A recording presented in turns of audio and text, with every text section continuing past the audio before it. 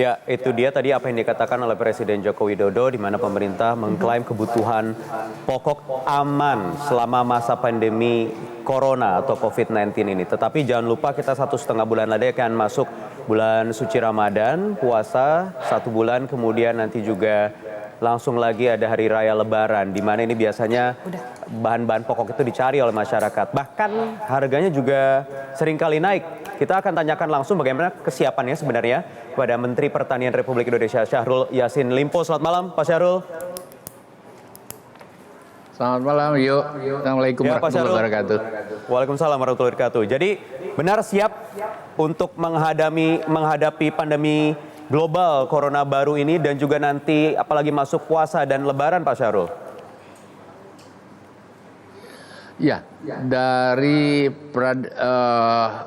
analisa dan prognos terhadap kebutuhan pangan dasar yang dibawa Kementerian Pertanian itu menunjukkan kesiapan kita dalam neraca yang ada.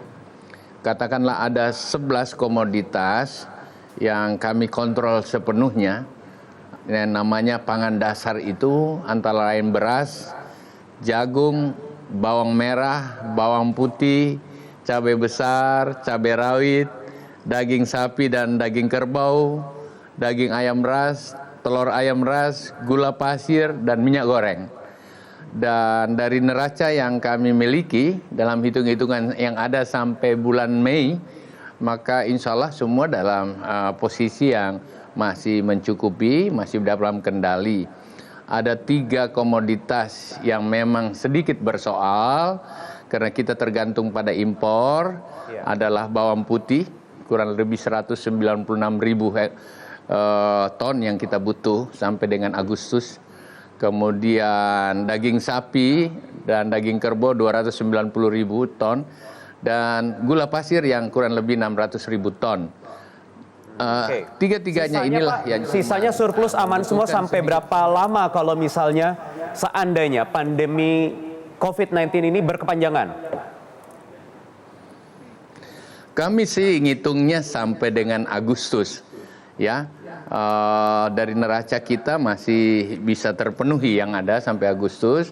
Tetapi kalau dilihat dari analisa dari kesiapan panen kita sampai dengan rolling kedua. Jadi rolling kedua itu Agustus sampai Desember, maka masih ada pertanaman yang cukup besar. Contohnya begini, stok akhir Agustus itu kami masih punya stok 4.534.000 ton lebih.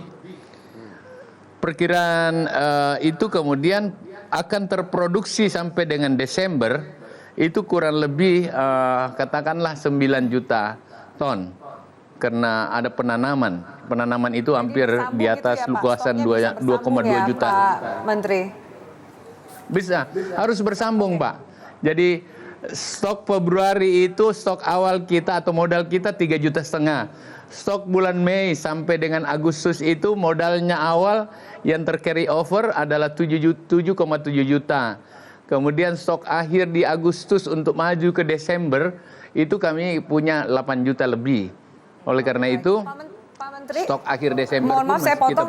Tadi kan juga sudah dijelaskan oleh Pak Menteri. Pertanyaan saya, apakah stoknya aman? Bagaimana dengan harganya? Ketika tadi Wahyu mengatakan kita akan masuki bulan suci Ramadan, akan ada Lebaran, harga biasanya akan ada kenaikan. Bagaimana ditambah dengan situasi pandemi Corona? Yang kedua, ini banyak masukan dari ibu-ibu bahwa beberapa kebutuhan mulai langka. Contohnya adalah tadi dikatakan adalah gula. Gula ini harganya sekitar 20.000 per kilo dan saat ini kondisinya di pasar juga sangat sulit dicari. Perlu berapa lama sampai menunggu impor ini masuk mengisi kekosongan itu, Pak Menteri?